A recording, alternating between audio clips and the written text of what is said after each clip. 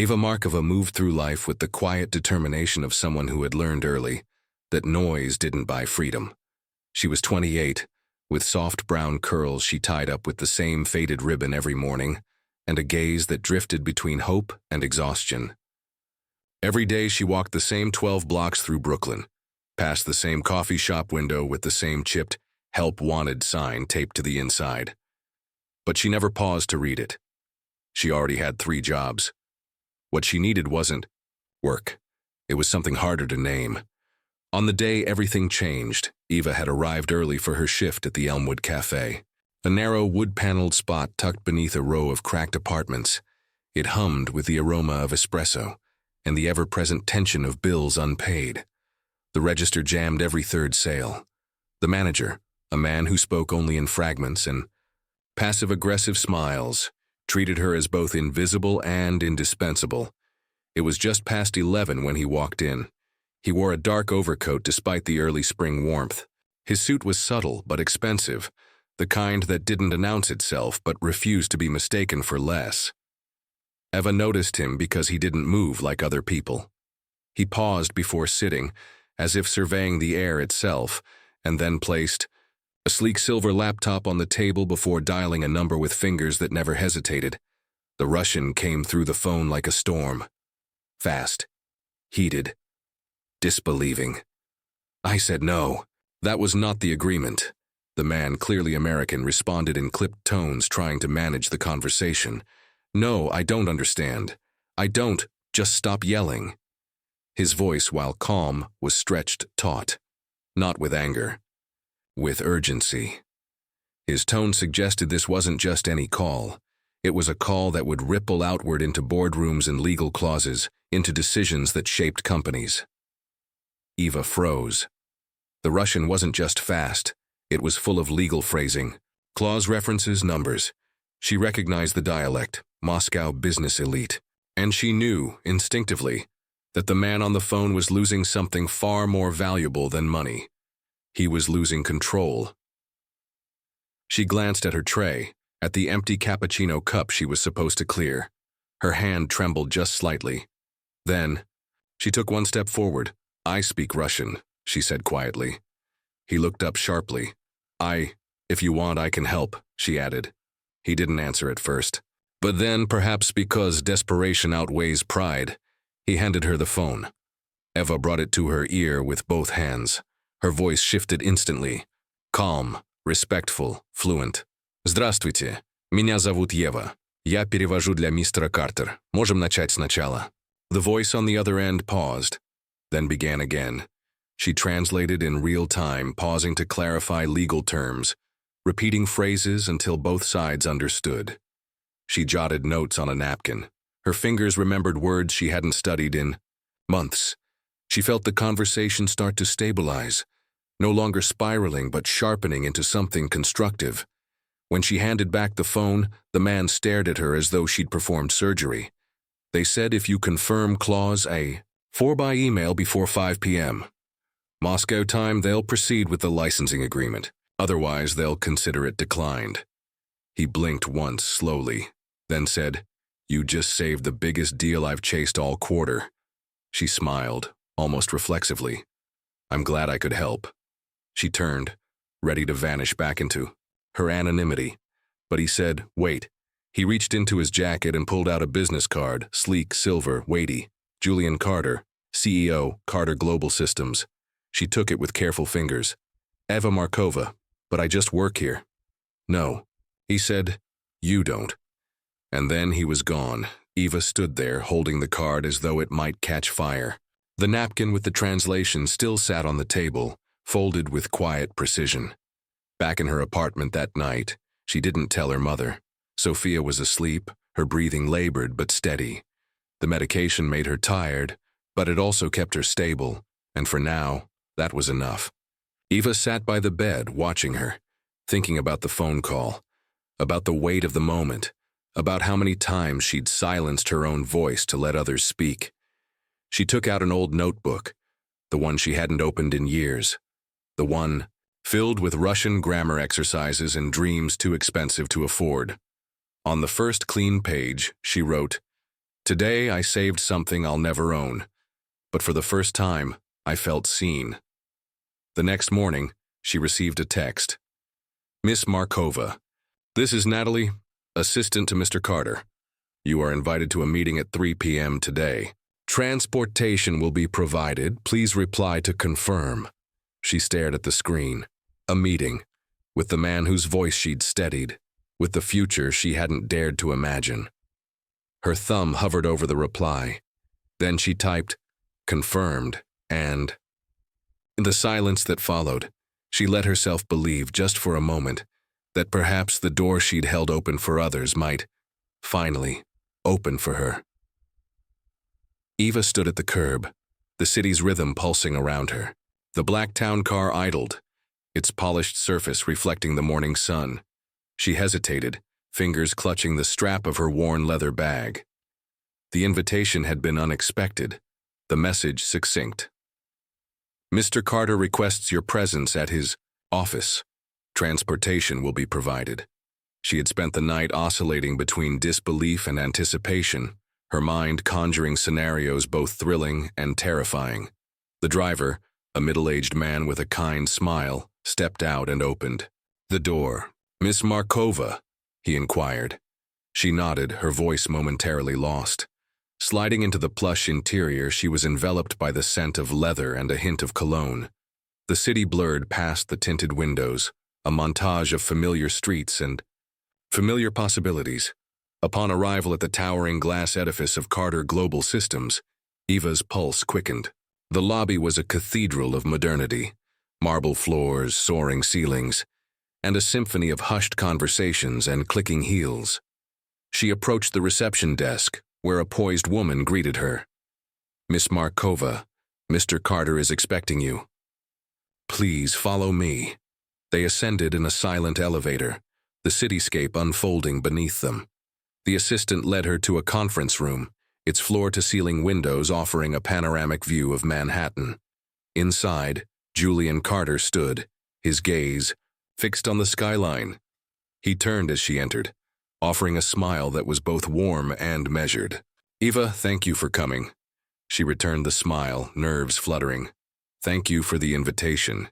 He gestured to a seat. Please sit. As she settled in, he took a seat opposite her. I wanted to personally thank you for your assistance yesterday. Your intervention was invaluable. Eva felt a blush creep up her neck. I'm glad I could help. Julian leaned forward, his expression earnest. Your linguistic skills and composure under pressure are remarkable. I have a proposition for you. Her heart skipped a beat. A proposition? Yes. I have a critical negotiation in Geneva next week with a Russian delegation. Given your expertise, I would like you to accompany me as a translator and cultural advisor. Eva's mind raced. Geneva, an international negotiation. It was an opportunity beyond her wildest dreams. I'm honored, she stammered, but I have responsibilities here. Julian nodded. I understand. Take some time to consider. If you decide to join, we'll handle all arrangements. She left the building in a daze, the city's cacophony muted by the whirlwind of thoughts. That evening she sat with her mother Sophia sharing the news. Geneva? Sophia's eyes sparkled with pride. Eva, this is your chance. But what about you? I can't leave you alone. Sophia reached out, squeezing her daughter's hand. I'll be fine. You must seize this opportunity. The following morning, Eva confirmed her participation. Preparations were swift. A new passport, attire suitable for high-stakes meetings, and a crash course in corporate diplomacy. The flight to Geneva was a revelation. The private jet was a realm of luxury she had never imagined. Julian was a gracious host, engaging her in discussions about the upcoming negotiations, the cultural nuances, and the stakes involved. Upon arrival, they were whisked to a 5-star hotel overlooking Lake Geneva. The city was a blend of old-world charm and cosmopolitan energy. Eva marveled at the cobblestone streets, the historic architecture, and the serene lake. The next day, they entered the conference room, where the Russian delegation awaited. The atmosphere was tense, the air thick with anticipation. Julian introduced Ava, and the negotiations commenced. As discussions progressed, Ava's role became pivotal. She navigated linguistic subtleties, clarified cultural misunderstandings, and ensured both parties felt heard and respected. Her calm demeanor and precise translations diffused tensions and fostered trust. During a break, Julian pulled her aside. "You're doing exceptionally well," he said, his eyes reflecting admiration. "Thank you," she replied, her confidence bolstered. By the end of the day, significant progress had been made.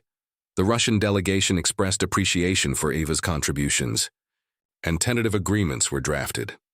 That evening, Julian invited Ava to dinner at a quaint restaurant nestled in the old town. Over candlelight and fine wine, they reflected on the day's events.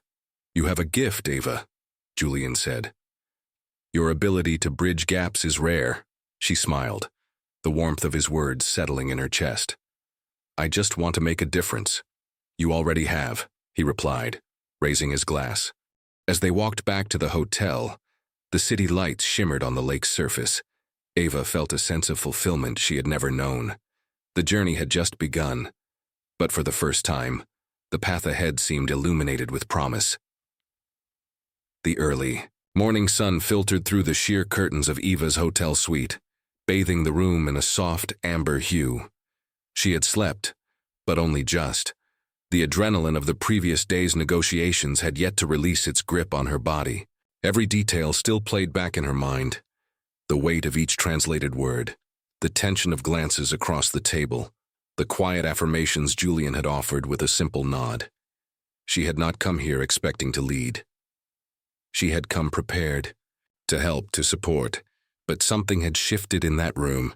The Russians had looked at her, not just through her, and she had responded with the kind of quiet conviction that years of invisible labor had honed in her. She had walked into a boardroom where she had no title, no pedigree, and no promises. And she had left with something unspoken but undeniable: respect. Julian had said little afterward, but his silence was not empty.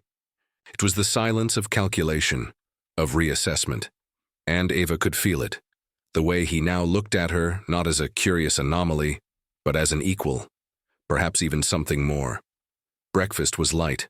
A bowl of fruit, a slice of toast, and black coffee. She sat alone, notebook open beside her, annotating the previous day's minutes. Around her, the hotel buzzed with the muted energy of diplomats, executives, and staff, all preparing for another day of negotiations. Yet Eva felt still, anchored. Julian met her in the lobby, dressed in a crisp navy suit.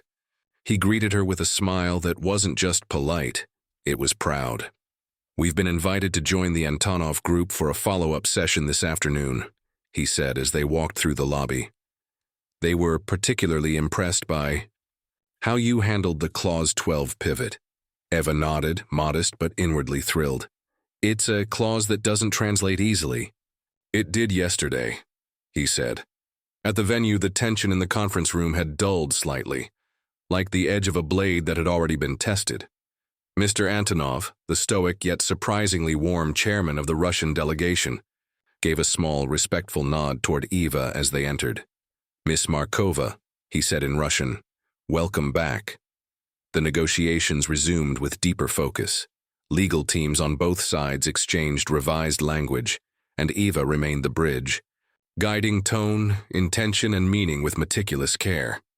At one point, when the conversation turned toward proprietary data rights, a potential landmine, Eva paused before translating a phrase. She looked at Julian. "They're using a term that implies shared stewardship, not just shared access. That has legal implications for your future usage." Julian's expression sharpened. "Translate accordingly." She turned back to Antonov and, with deft precision, reshaped the language into something more equitable. A subtle shift, but a vital one. And Antonov noticed. "You understand not just our language," he said to her after the meeting concluded, "but our concerns." Eva bowed her head slightly. "I try to listen beyond what's spoken." He smiled, rare and genuine. "It shows." As the delegation exited, Julian stayed behind, tapping his fingers lightly on the edge of the table. "I'd like to walk for a bit," he said. "Join me?" They stepped outside into the chill of a late Geneva afternoon.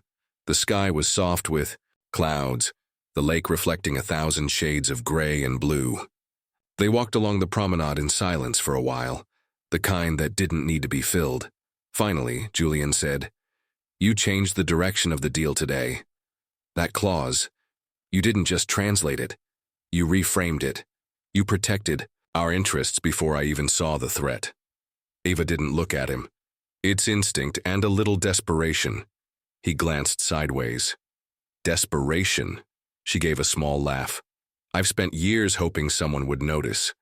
That's something I said or did or knew might matter. It does." They stopped at a bench overlooking the water. Julian sat first, hands clasped, then added, "Do you know what I see when I look at you, Ava?" She didn't answer. "I see someone who has earned everything the hard way. Someone who didn't just learn a language but learned how to listen, to survive, to lead without being handed permission." Eva felt the words like sunlight on skin still chilled from winter. Warm, unexpected. "Thank you," she said softly. They sat quietly, the lake lapping at the stone edge below them. Somewhere in the distance, a church bell chimed. "I've been in rooms with ambassadors, attorneys, translators with 10 degrees, Julian continued. "But none of them made Antonov smile." Ava chuckled, surprised. "He did smile, didn't he?" "He did, and I think it had more to do with how you saw him than how you spoke to him." She met Julian's gaze, and something passed between them. Not romantic, not yet, but something rooted. A seed of mutual understanding, a shared recognition of what it meant to live in translation, not just of language, but of identity, expectation, and self-worth. That night, back at her hotel room, Ava found a small envelope slipped under her door. Inside was a handwritten note. "The best interpreters are not the ones who speak the most languages, but the ones who understand what is never said." There was no signature. She didn't need one. The return to New York was not the triumphant homecoming Ava had envisioned. The city's skyline, once a symbol of ambition and possibility, now loomed with a sense of foreboding. The familiar streets of Brooklyn felt altered, as if they sensed the turmoil brewing beneath her composed exterior. Eva resumed her role at Carter Global Systems, but the atmosphere had shifted. Colleagues who once greeted her with warmth now offered curt nods or avoided eye contact altogether. Whispers followed her through the corridors, and meetings that previously welcomed her insights now proceeded without her input. One morning, as she settled into her desk, Ava received an email from Human Resources requesting her presence. The message was brief, devoid of context, but the undertone was clear. Her heart pounded as she made her way to the HR office, each step echoing with uncertainty. Inside, she was met by a stern-faced representative who slid a document across the table. It was a formal notice of suspension, citing allegations of misconduct related to the Geneva negotiations. The words blurred as Eva tried to comprehend the accusation. She had poured her soul into that project, navigating complex cultural nuances and fostering trust between parties. "I don't understand," she whispered, her voice barely audible. The representative maintained a neutral expression. "An internal review is underway. Until its conclusion, you are relieved of your duties." Ava left the office in a daze, the weight of the accusation pressing down on her.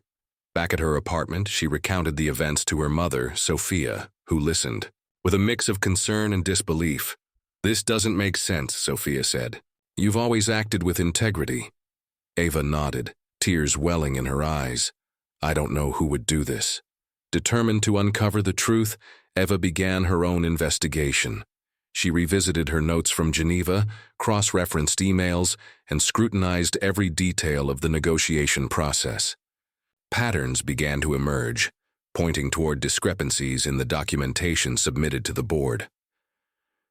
Late one evening, as she sifted through files, Eva stumbled upon a series of emails between Lauren Whitmore, a senior executive, and members of the Russian delegation.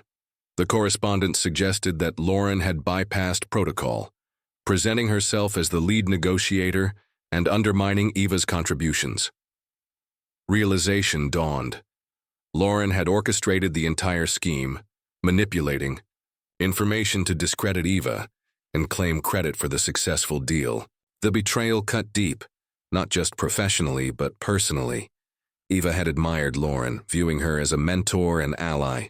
Armed with evidence, Eva scheduled a meeting with Julian Carter.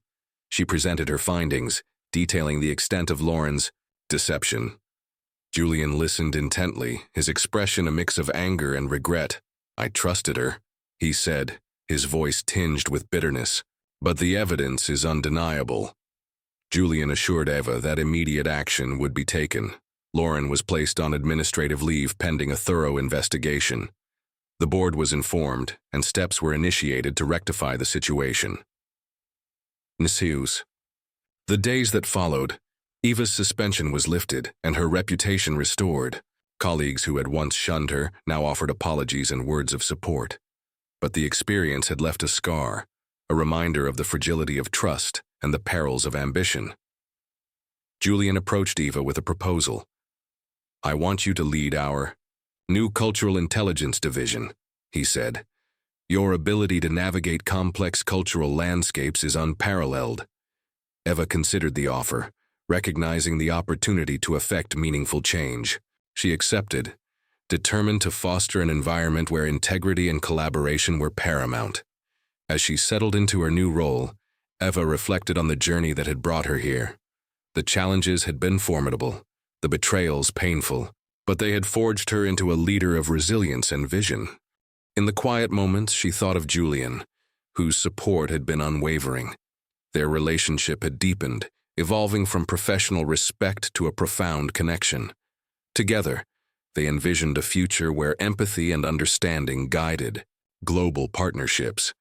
And so, amidst the towering skyscrapers of New York, Eva embarked on a new chapter, her path illuminated by the lessons of the past and the promise of a more compassionate world. The days following Eva's reinstatement at Carter Global Systems were a whirlwind of activity. The Cultural Intelligence Division, under her leadership, quickly became a hub of innovation and collaboration. Eva poured herself into the work, determined to create a space where diverse perspectives were not only welcomed, but essential. Julian Carter, ever the visionary, provided unwavering support.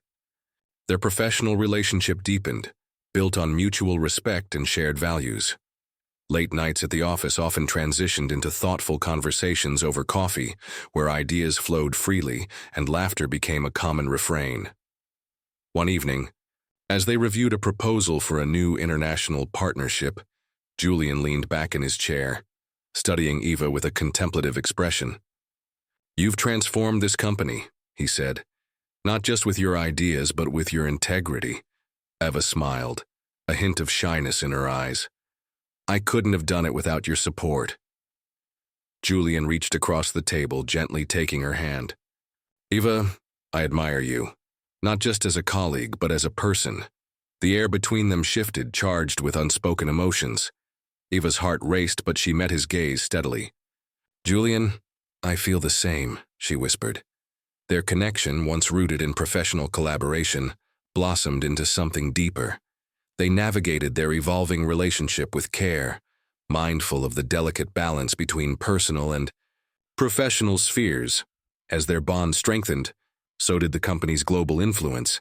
The Cultural Intelligence Division spearheaded initiatives that bridged cultural gaps, fostering understanding and cooperation across borders. Eva's leadership style, empathetic, inclusive, and strategic, became a model for others. However, not everyone embraced the changes. Lauren Whitmore, once a prominent figure at Carter Global, struggled to adapt to the new direction. Her previous attempts to undermine Eva had failed, and her influence waned. One afternoon, Eva received a message from Lauren requesting a meeting. Curious and cautious, she agreed.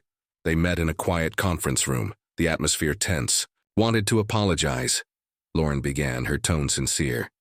"I let ambition cloud my judgment. You didn't deserve the way I treated you."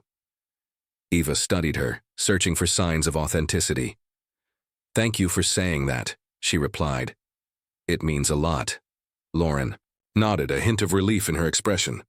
I hope we can move forward. Eva extended her hand. So do I. The reconciliation marked a turning point, not just for their relationship, but for the company culture. Transparency and accountability became cornerstones of Carter Global's ethos.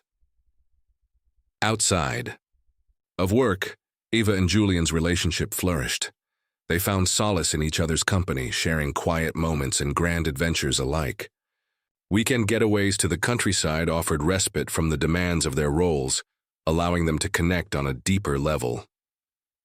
One crisp autumn afternoon, as they strolled through a park adorned with golden leaves, Julian paused beneath a towering oak tree. Eva, he said, turning to face her, these past months have been the happiest of my life. You've brought light into my world. Tears welled in Eva's eyes. You've done the same for me. Julian reached into his coat pocket, producing a small velvet box. He opened it to reveal a delicate ring, its sapphire stone catching the sunlight. Will you marry me? He asked, his voice trembling with emotion. Eva gasped, joy radiating from her. Yes, she exclaimed, embracing him. Their engagement was met, with celebration from friends and colleagues alike. Plans for a wedding began to take shape, blending traditions from both their backgrounds. As the big day approached, Eva reflected on her journey. From a humble translator to a respected leader, her path had been marked by challenges and triumphs. Through it all, she remained true to herself, guided by principles of empathy and resilience. On a crisp spring morning, beneath a canopy of blooming cherry blossoms, Eva and Julian exchanged vows. Surrounded by loved ones, they pledged their commitment to one another, their hearts full of hope for the future. Their union symbolized more than just personal happiness. It represented the power of love, integrity, and perseverance. Together they embarked on a new chapter, ready to face whatever challenges lay ahead, hand in hand. The sun cast a golden hue over Lake Como, its shimmering waters reflecting the joy and anticipation that filled the air. Eva stood at the edge of the terrace, her gaze fixed on the horizon where the lake met the sky. The gentle breeze played with the tendrils of her hair, and the scent of blooming jasmine enveloped her, grounding her in the moment. Behind her, the villa buzzed with activity. Guests mingled, laughter and clinking glasses creating a symphony of celebration. Julian approached, his footsteps silent on the stone pathway. He slipped his arm around her waist, pulling her close. Everything is perfect, he murmured, pressing a kiss to her temple. Eva leaned into him, her heart swelling with gratitude. It truly is. Their wedding had been a dream, a blend of cultures, traditions, and personal touches that spoke to their journey. Friends and family from around the world had gathered to witness their union, each bringing their own stories and blessings. As the evening progressed, the couple shared their first dance under a canopy of twinkling lights. The melody was soft, intimate, and as they moved in harmony, the world around them faded away.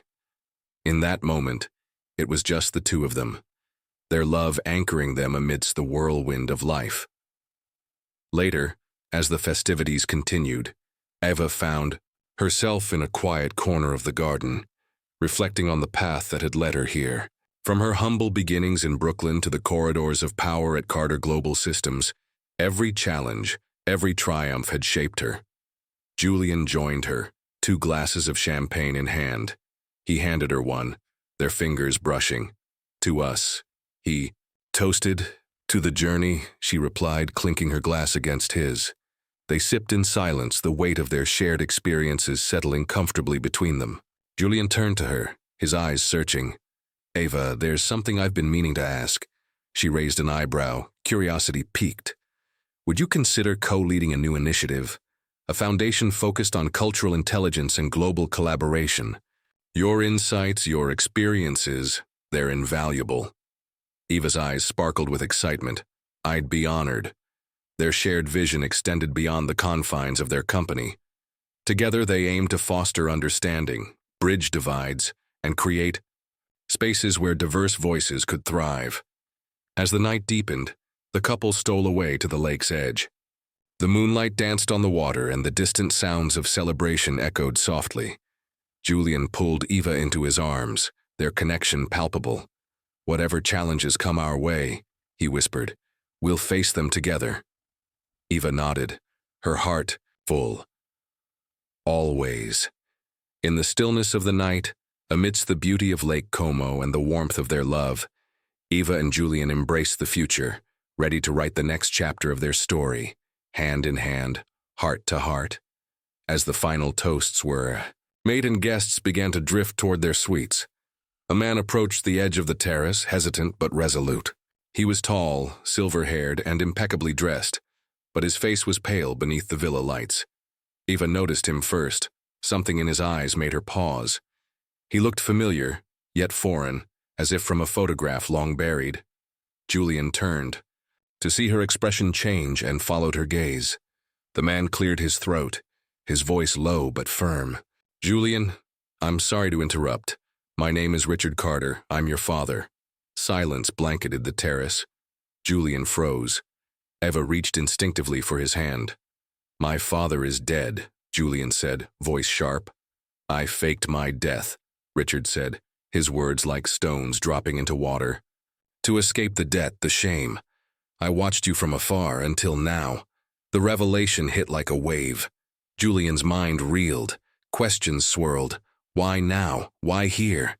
Richard continued, eyes on Eva. "You gave my son something I never could. Honor. And you both deserve the truth." For Julian, this was more than shock. It was a reckoning. The man who had abandoned him was alive. The man who had shaped his pain had returned. But now, Julian was no longer a boy needing answers. He was a man with a woman he loved and a future he could choose. And in that moment, under the glow of Lake Como, a new chapter began. Not just for Eva and Julian, but for the legacy they would either rebuild or rise above. If you were moved by this story and want to see what happens next, don't forget to subscribe to our channel. Your support fuels the heart of every tale we tell. More unforgettable stories are just around the corner.